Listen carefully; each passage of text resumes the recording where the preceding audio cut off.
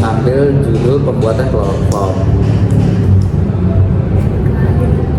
Nah, sebelum itu perkenalkan, nama saya Michael Muhammad Siregar dengan NIM 2304050607. Nama saya Mahbelet Napun dengan NIM 23040504. Nama saya Rahma Iva Purba dengan NIM 2304050020. Di kloroform ini kan bahan bakunya yang paling penting itu asetan sama natrium hipoklorit. Itu kira-kira dari segi bahan baku kayak mana? Kayak suhunya, sifat-sifatnya. Coba dari kalian ada nggak yang bisa ngejelasin? Kan kemarin juga aku udah cari spesifikasi bahan baku, yaitu aseton dan natrium hipoklorit itu sendiri sama produknya yaitu kloroform. Jadi aku dapat di MSDS itu kalau aseton dia itu berbentuk cairan tidak berwarna, sementara natrium hipokloritnya itu dia itu berbentuk serbuk putih dan punya titik didih itu yang lumayan jauh, yaitu kalau aseton dia 56,53, kalau natrium hipoklorit itu 101. Dan menurutku setelah aku lihat-lihat di jurnal lain juga, sifat kimia dari aseton sama natrium hipoklorit ini lumayan beda, dimana kalau aseton ini dia reduktor yang lebih lemah, yang sangat lemah, sedangkan kalau natrium hipoklorit ini dia merupakan oksidator kuat. Terus itu sih, menurut Alifa yang kekurangan dari bahan baku kita ini ada nggak, Alifa?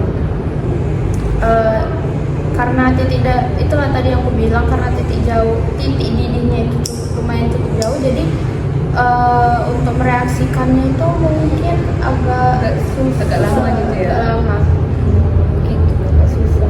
Oh ya, tadi berhubung ngebahas reaksi, dari proses pembuatan kloroform itu gimana reaksinya? Prosesnya ya kan, kita sudah tahu nih biasanya halogenase itu banyak metodenya. Nah, di metodenya ini kita mau lihat yang mana lebih efisien, yang mana lebih mudah lah kita prosesnya kan, lebih dapat keuntungannya lebih banyak gitu. Nah, di sini kita ada 4 metode di halogenase itu. Yang pertama ada proses klorinasi metana. Ini pembuatan kloroform dari klorinasi metana yang membentuknya reaksi radikal bebas dan dapat ditambahkan katalis berupa alumina yang di dalam reaksinya. Suhu yang dibutuhkan itu 400 derajat Celcius sampai 500 derajat Celcius, cukup besar ya kan suhunya kan. Artinya ini mereaksikannya ini harus menggunakan reaktor yang betul-betul baik lah untuk mencapai untuk mencapai suhu yang sangat tinggi nih kan, maksud tinggi banget. Pada metode ini menghasilkan jenis klorinat berupa klorometana atau CH3Cl, kloroform dan diklorometana. Reaksi ini menggunakan Fiset bed dan banyak juga peralatan yang digunakan karena kan dia memang betul-betul sempurna sekali ya. Tapi itulah kurang efisien karena kita kan untuk mencari keuntungan yang banyak kan dalam industri ini. Yang kedua itu ada metode reduksi karbon tetraklorida. Ini termasuk reaksi sama juga dengan klorinasi metana juga. Namun aktivitasnya itu dari reaksi massa dengan radiasi sinar. Digunakan sinar, teman-teman kan. Baru yang ketiga itu ada metode reaksi aseton dan kalsium hipoklorit atau bleaching liquid, yang dimana nanti larutan aseton dan kalsium hipoklorit ini menghasilkan crude kloroform. Nah, ini kita gunakan metode ini. Kita gunakan metode aseton kan teman-teman, dan kalsium hipoklorit.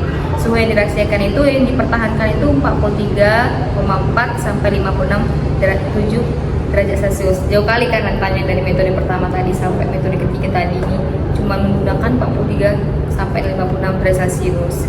Tekanannya itu cuma 1 atm dan ternyata terjadi secara eksotermis, dia melepaskan panas. Reaksinya kita kan udah tahu nih reaksinya kan. Dia menggunakan 3 reaktor, itu ada reaktor alir tangki berpengadu, ada reaktor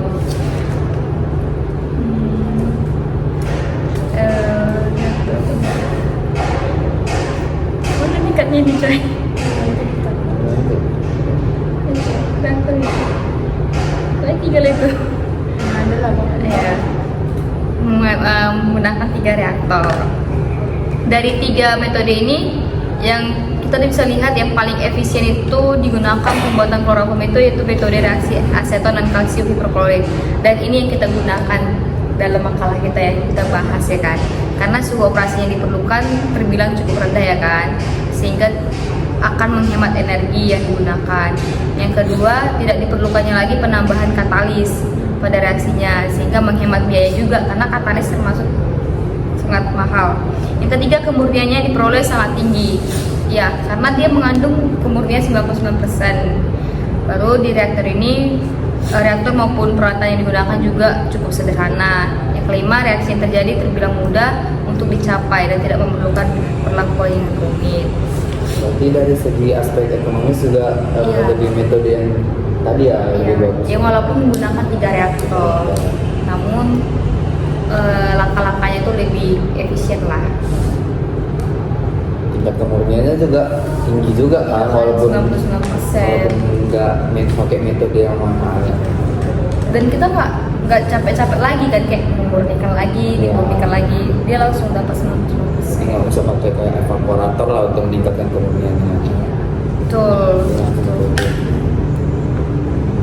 Lalu bagaimana tinjauan ini kan pasti dalam proses industri ini kan pasti ada tinjauan termodinamika, dengan mata kuliah kita pasti ada hubungannya. Teman-teman tahu nggak apa tinjauannya coba? Kami mau. Aku kan udah cari lah tinjauan termodinamikanya. Jadi setelah aku hitung-hitung nilai entalpi dan entropinya itu sama energi Gibbsnya itu aku dapat dia bersifat, reaksinya itu dia bersifat eksotermis dan spontan. Jadi kan kayak dibilang Mahda tadi, dia bersifat eksotermis. Jadi dia butuh di sekitar reaktornya itu dia kayak butuh cooling mantle gitu. Itu cooling mantle pendingin. Ya, kayak pendingin gitu. Karena dia kan bersifat eksotermis atau melepaskan panas ke luar sistem gitu ya kan. Nah, setelah aku hitung juga dari perhitungan entropi dan entalpinya itu, aku dapat energi Gibbsnya itu dianya minus 383.000, minus berarti dianya reaksinya itu berlangsung spontan. Jadinya pada saat mereaksikannya itu di dalam reaktor, kita itu nggak perlu banyak energi tambahan dari luar karena dia udah langsung bereaksi. Jadi mungkin energi tambahannya itu yang tadi di Mahda bilang panasnya 40 sampai 50 derajat Celcius. Mungkin itu untuk bisa membantu reaksi pembentukan kloroformnya sendiri. Karena udah bersifat spontan ya nanti ya. Nah, di tinjauan kinetika ini ada beberapa aspek yang mempengaruhi untuk si kinetika. Yang pertama yaitu pengaruh suhu. Nah, suhu itu dapat mempengaruhi dari laju reaksinya atau dengan simbolnya K. Di persamaan ini kita menggunakan persamaan Arrhenius, di mana kita menggunakan rumus K sama dengan A kali eksponensial min EA per RT. Nah, itu untuk gambaran untuk memasukkan pengaruh suhunya lah, untuk mengetahui pengaruh suhu terhadap si laju reaksi di proses pembuatan ini, yang dimana tadi K itu sendiri laju reaksi, A itu energi aktivasi, R itu konstanta gas, yang dimana konstanta gas yang seperti kita ketahui 8,314 Joule per mol kali Kelvin, dan T nya itu tadi suhu mutlak. Nah, di reaksi kloroform dalam medium basah. Nah, di reaksi ini kita menggunakan medium basah yang memiliki energi aktivasi sekitar 40 sampai 60 kJ per mol, tergantung sama berapa hasil yang mau kita buat. Itu mempengaruhi juga untuk penggunaan energi aktivasi. Baru yang menandakan proses ini sangat sensitif, yang dimana tadi energi aktivasi itu sangat dipengaruhi oleh perubahan si suhu tersebut. Nah, baru aspek selanjutnya ada efisiensi konversi.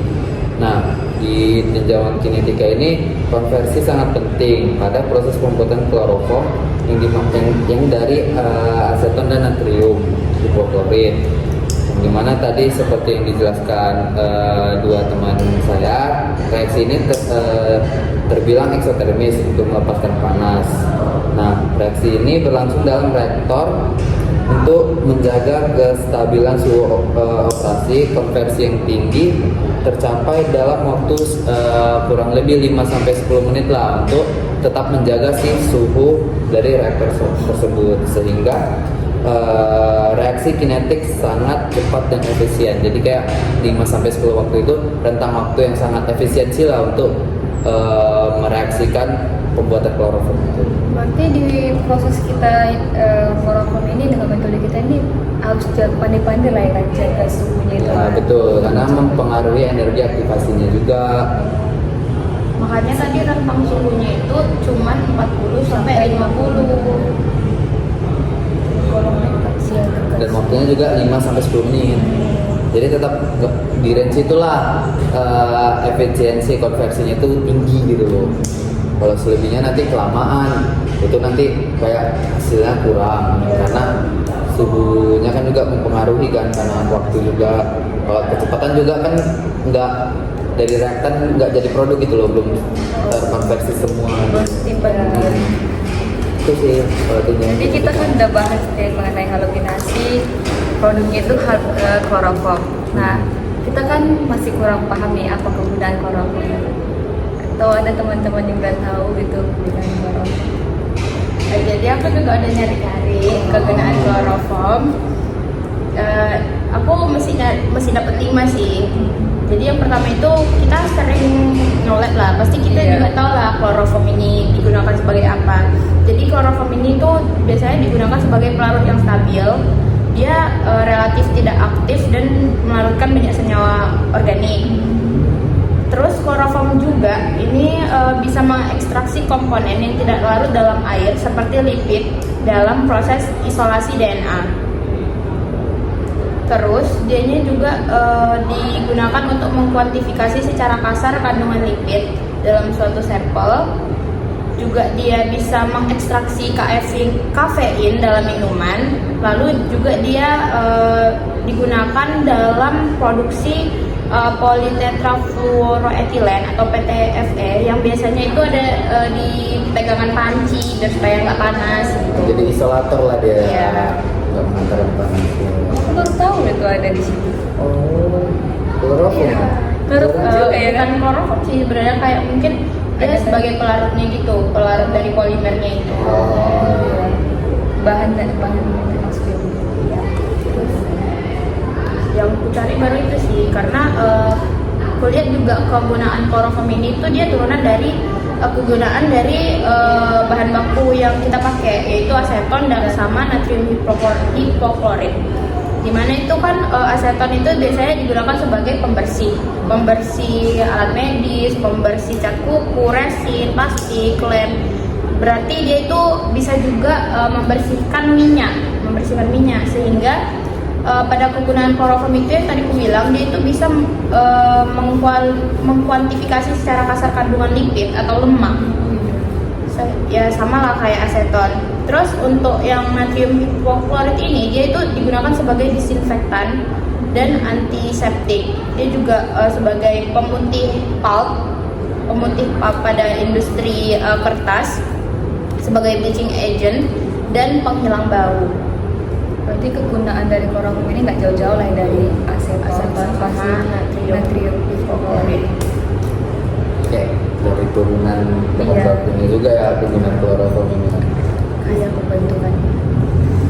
Oke, mungkin sekian segitu aja diskusi kami tentang bagaimana bahan-bahannya, proses-prosesnya, adapun tinjauan termodinamika dan tinjauan kinetikanya, dan juga kegunaan-kegunaannya ya dari yang telah disampaikan teman-teman. Mungkin itu aja yang bisa kami sampaikan di diskusi kali ini. Kurang lebih kami mohon maaf jika ada salah kata. Wabillahi taufiq wal hidayah. Wassalamualaikum warahmatullahi wabarakatuh. Terima kasih Bu.